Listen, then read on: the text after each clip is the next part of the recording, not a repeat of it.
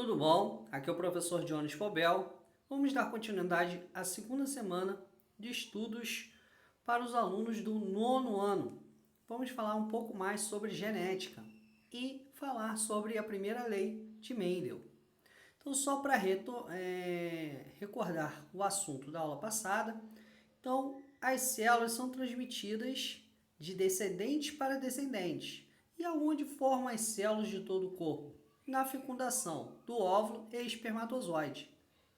Então, o óvulo que é fecundado pelo espermatozoide, onde nós temos a carga genética, que é a metade, que é 23 cromossomos na espécie humana, ao somar 23 com 23 dá 46 cromossomos. Então, genética é a ciência que estuda a transmissão de características hereditárias de pais para filhos ao longo das gerações. Então, todas informações genéticas que formaram o meu corpo, que formaram o corpo de vocês, foram transmitidas de geração pós geração. E o que seria o gene? Então, é um segmento do DNA que determina uma característica. Então, uma parte da característica é determinada pelo gene. E nós temos aí mostrando que a manifestação desse gene se chama fenotípica. Então, fenótipo, que é o que apresenta. Exemplo que está na imagem aí, mostrou o gene, que lá a fita de DNA, lembra que eu falei com vocês? Do cromossomo lá, o Xzinho, um pedacinho do cromossomo X lá, é o gene. Tem ali o grupamento polipeptídeo, que manifesta a cor dos olhos castanhos. Isso é o gene que faz com que a pessoa tenha a cor dos olhos castanhos, tá bom?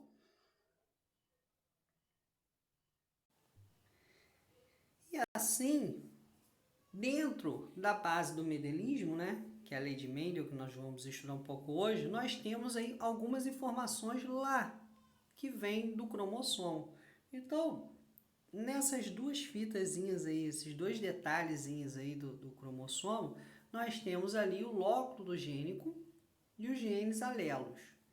Então, mostra que quando os genes alelos são iguais, expressa a característica que representa esses alelos. Mesmo sendo diferentes, mas vai expressar o mais forte. Lembra do dominante e recessivo que eu falei com vocês? E os genes, quando ele apresenta recessivo, vai apresentar o recessivo. Então, voltando. Primeira dupla aí de colunazinhas aí que tem ali, azão, azão. É assim que se fala. Nada é do que o A maiúsculo com A maiúsculo. Então, deu a característica aí desse gene. Gene do segundo, do meio aí, dos dois tracinhos do primeiro aí. Passando da primeira dupla. Azão e azim, A maiúsculo e A minúsculo. Vai determinar quem é dominante, que é o azão. E o outro gene está na última dupla aí, azinho e azinho, que é o gene recessivo. Então, o loco é o local definido ocupado pelo gene no cromossomo. Então, existe um local definido no cromossomo que apresenta a característica genética.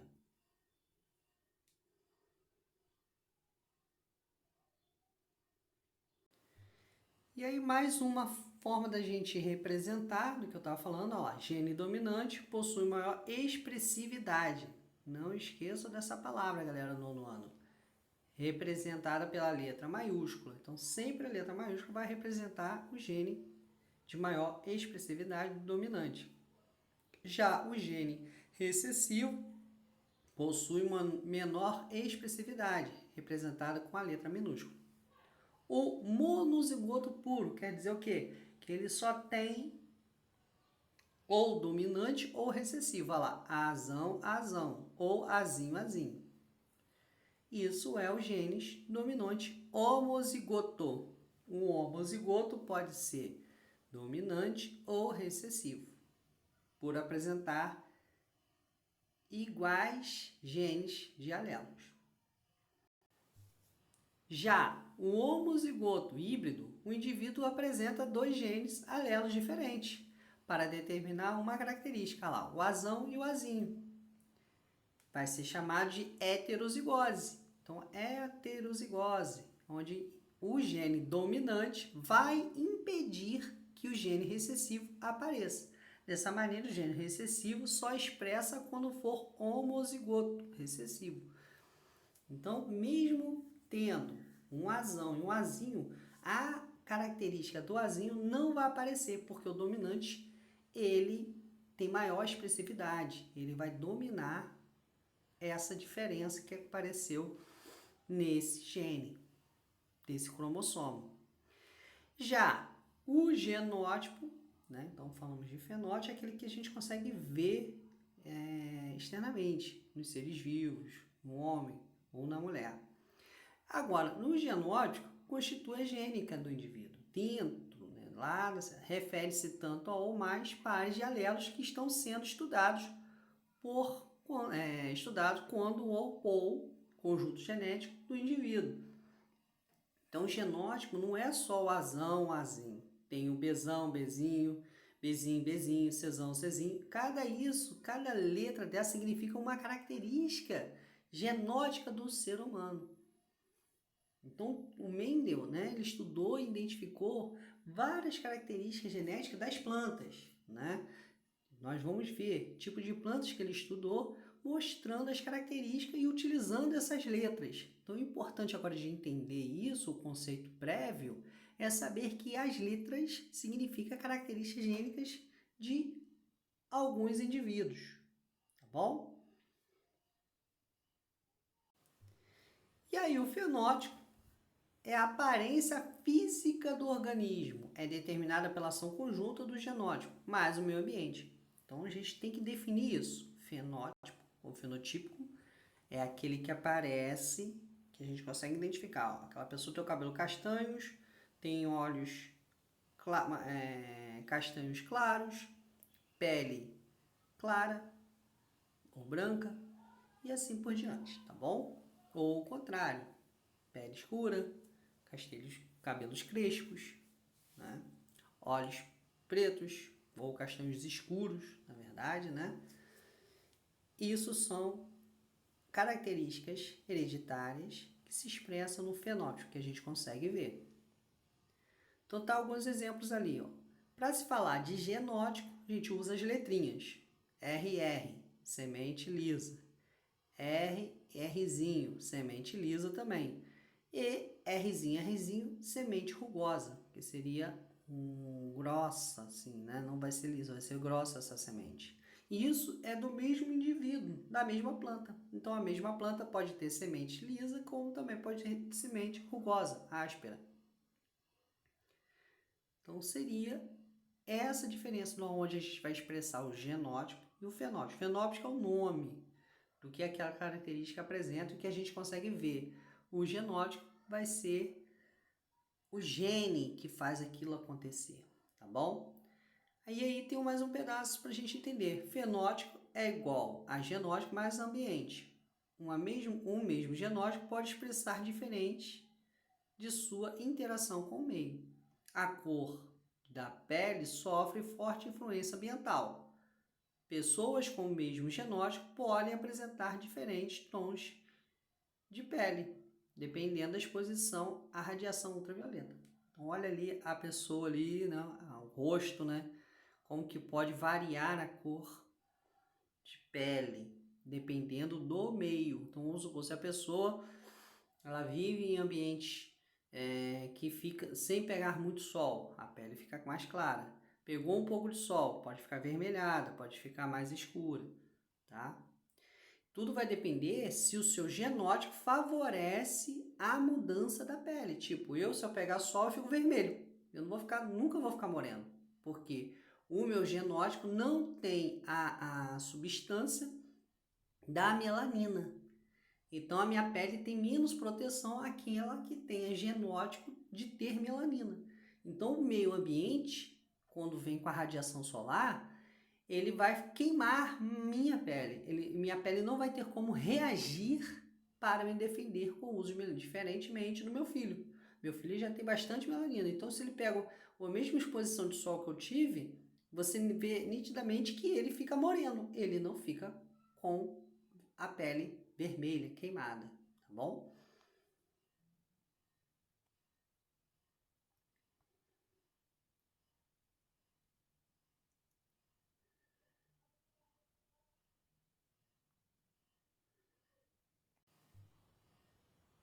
Agora vamos falar sobre a primeira lei de Mendel.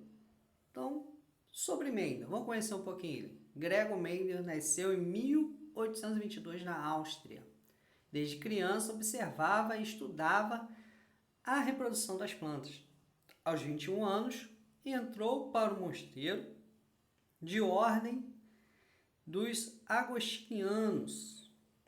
Em 1843, tornou-se professor de ciências naturais e iniciou uma série de estudos sobre reprodução de ervilhas.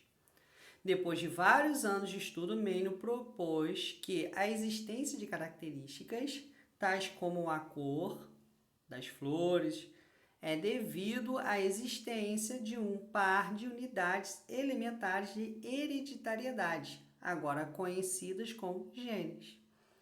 Mendel descobriu que as características hereditárias são herdadas segundo regras bem definidas e propôs uma aplicação para a existência dessas regras, confirmadas somente depois de sua morte, quando os estudos genéticos foram possíveis. Então, na época dele, ele só podia observar essas mudanças, fazia os cruzamentos com as flores, coletava as sementes, observava as diferenças fenóticas, mas ele sabia que isso tinha alguma coisa a ver dentro da célula, que é os genes, mas na época não tinha como. Lá, ó, 1800, né? Como que se estudava lá em 1843, como que se estudava uma célula nesse processo? Como se estudava o DNA, o gene? Não tinha possível. Isso veio com os novos estudos que comprovou todo o estudo de observação e prática do que ele fez, tá bom? E aí nós temos o trabalho de Mendel, né? O que ele fez? Observou bastante, coletou bastante, fez muita plantação de ervilha. Então, o que ele descobriu? A forma da semente, lisa ou rugosa. Então, tá ali, ó. A semente ela pode ser lisinha ou rugosa. O que ele descobriu mais ainda? Cor da semente, amarela ou verde. Né? A ervilha tem semente amarela e verde. Cor das flores, púrpura e branca. Forma da vargem, inflada ou comprida. Cor da vargem, verde ou amarela. Posição das flores, axial, né? Que é uma posição quando a gente estuda botânica, a gente sabe quando é axial, e terminal. Altura das plantas, alta e anã.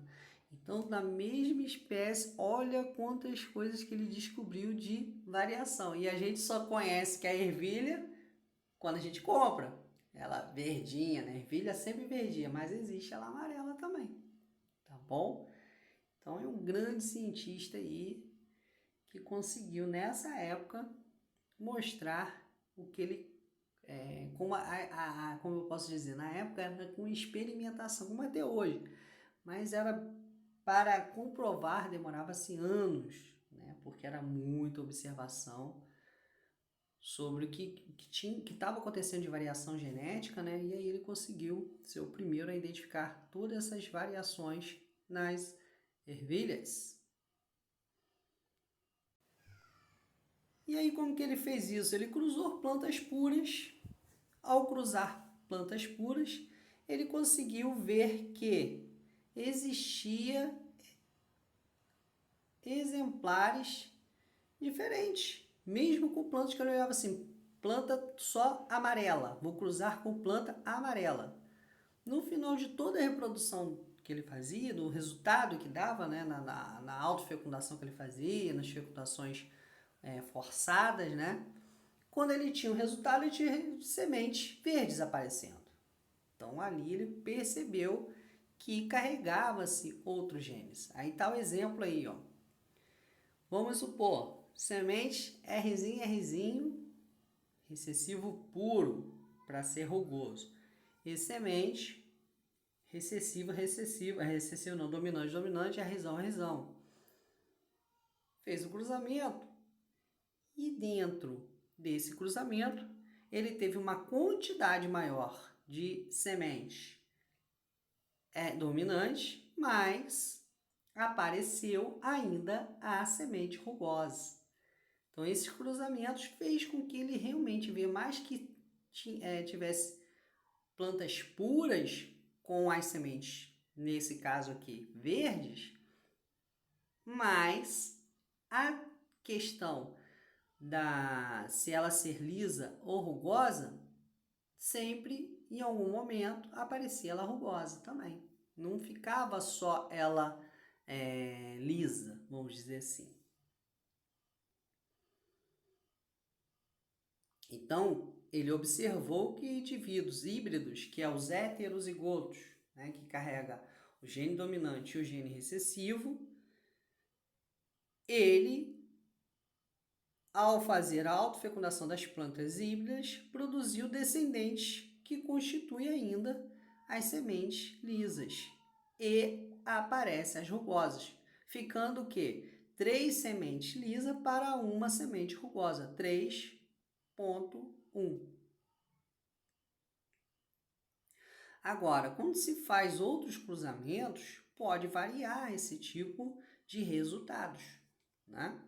E esse foi um dos primeiros resultados que ele concluiu. E aí, a primeira lei de Mendel, enunciada, faz com que ocorra o quê? A lei da segregação. Então, as características é determinado por 2 fatores, que é os genes alelos, que são carregados, né? Que se separam nos gametas. Então, os gametas sempre vai ser metade do indivíduo, né? Então, a planta, vamos supor que a planta seja 44 cromossomos. A metade vai ser nos gametas. Então, cada gameta vai ter 22 cromossomos. Toda característica é determinada por um par de fatores. Então, está mostrando aí do lado. Princípio da segregação dos fatores. Então, olha aí o cruzamento. Ó. Então, tá lá, o indivíduo possui o Rzinho, Rzinho, o Rzão, Rzão. Ao separar, cada célula reprodutora só vai carregar um desses fatores. Tá bom? Princípio da pureza dos gametas. Então, os gametas eles sempre só vão levar um dos fatores. Ou vai ser o Rzinho, Rzinho, cada um vai carregar o Rzinho, ou Rzão, Rzão. Então, a primeira lei de Newton mostra que ela é segregada. O que quer dizer isso? Que os genes sempre são separados. Sempre vão separados. Nunca vão ser impares. Tá? Sempre vai ser a metade separados, levando aquela característica para que no futuro, quando ocorrer a fecundação, forme novos indivíduos. Por isso que está aqui, ó, esse X vermelho em cima do espermatozoide, isso nunca vai ocorrer. Rzão, Rzinho. Ou o espermatozoide vai ser Rzão, ou o espermatozoide vai ser só Rzinho. Ele só leva uma das características. Bom? Não leva o par. E aí nós temos aí a primeira lei de Mendel dando continuidade. Como saber se o indivíduo que apresenta uma característica fenótica dominante é homozigoto dominante ou heterozigoto? Aí você tem que pegar os seus descendentes. Dos seus descendentes, você vai montando o cruzamento anterior, né? Então, você vê o resultado e você pode dizer se os seus pais tinham as características homozigotas, que é aquela de Rzão, Rzão, ou Rzinho, Rzinho, né? Isso é homozigose, homozigotos. Ou heterozigose, Rzão, Rzinho, cruzou com Rzão, Rzinho. Devemos realizar um cruzamento teste, cruzando indivíduos desconhecidos com um indivíduo homozigoto recessivo. Se o indivíduo está sendo testado for homozigoto dominante, todos os descendentes Rzinho e Rzinho apresentarão características dominantes das sementes lisas. Então, o que ele quis dizer aqui? Então, a gente pega, se a gente cruzar Rzão, que seria um indivíduo, com um indivíduo que é Rzão, Rzinho, nós vamos ter um resultado. Então, tá lá. Cruzando esses indivíduos, nós vamos encontrar as sementes lisas. Então, observe ali na imagem. Vamos observar a imagem do lado. A gente não sabe se aquela semente verdinha lá em cima lisa, ela é Rzão, Rzão ou Rzão e Rzinho. Por isso que tem um tracinho na frente da semente lá, do gene lá em cima. Aí ele foi e fez, ó, se eu colocar Rzão, Rzão, cruzando com Rzinho, Rzinho, eu vou ter como resultado quem? Todos os descendentes, os 4 que estão aí, ó, todos eles vão ser o quê? Rzão, Rzinho, Rzão, Rzinho, Rzão, Rzinho. Isso vai gerar descendentes o quê? Heterozigotos, dominantes. Então, se lá em cima, vou mostrar aqui para vocês observarem mais, ó. Se eu cruzei aqui, ó, em cima de tudo a gente não sabe. Aí fiz o primeiro cruzamento. Ó, todos vão ser Rzão, Rzinho. Isso é um heterozigoto. Então, todos os descendentes terão semente lisa. Agora, se eu faço outro cruzamento, Rzão com Rzinho, Rzinho, Rzinho, já vamos ter o quê? 2 Rzão, Rzinhos e 2 Rzinho, Rzinho. E aí isso significa que no cruzamento nós vamos ter a metade sendo semente lisa e metade sendo semente rugosa. Teremos indivíduos heterozigotos e homozigotos. E aí, para concluir, se o indivíduo está sendo testado por heterozigoto, Rzão, Rzinho, 50% dos descendentes será homozigoto, Rzão, Rzinho, apresentando um fenótipo dominante, 50% de homozigoto recessivo, apresentando fenótipos recessivos. Então, nós temos aí que quando é um recessivo cruzando com um homozigoto, né, um gene dominante que carrega o recessivo cruzando com um homozigoto recessivo, nós teremos 50% de chance de nascer as sementes heterozigotas dominantes e homozigotos recessivos, tá bom? E aí, alunos? Esse é o tipo de cruzamento que nós temos que fazer e o que Mendel apresentou para a gente. Utilizar os genes, o que ele expressa e fazer com que eles se combinem, né? Então, os cruzamentos são possíveis? Sim, e também são possíveis identificar os futuros indivíduos e o que vai aparecer nesses indivíduos quando se realizam os cruzamentos genéticos da forma correta, tá bom? Então, tá aí essa introdução da lei de Mendel. Claro que uma aula, né, ela tendo uma forma presencial, facilita um pouco mais o entendimento. Mas aqui eu tentei explicar para vocês como que funciona a primeira lei de Mendel, utilizando os cruzamentos que foram apresentados aqui do lado, aqui para vocês verem como que isso é feito, tá bom? Então, gostaria de dizer que vocês poderiam utilizar a leitura do livro, o material genético, né, sobre herança hereditária, sobre o que fala sobre material genético, e tentar fazer as atividades que são propostas pelos professores. E espero que esse vídeo tenha ajudado um pouco esse entendimento, tá bom? Obrigado aí e vamos que vamos. Valeu!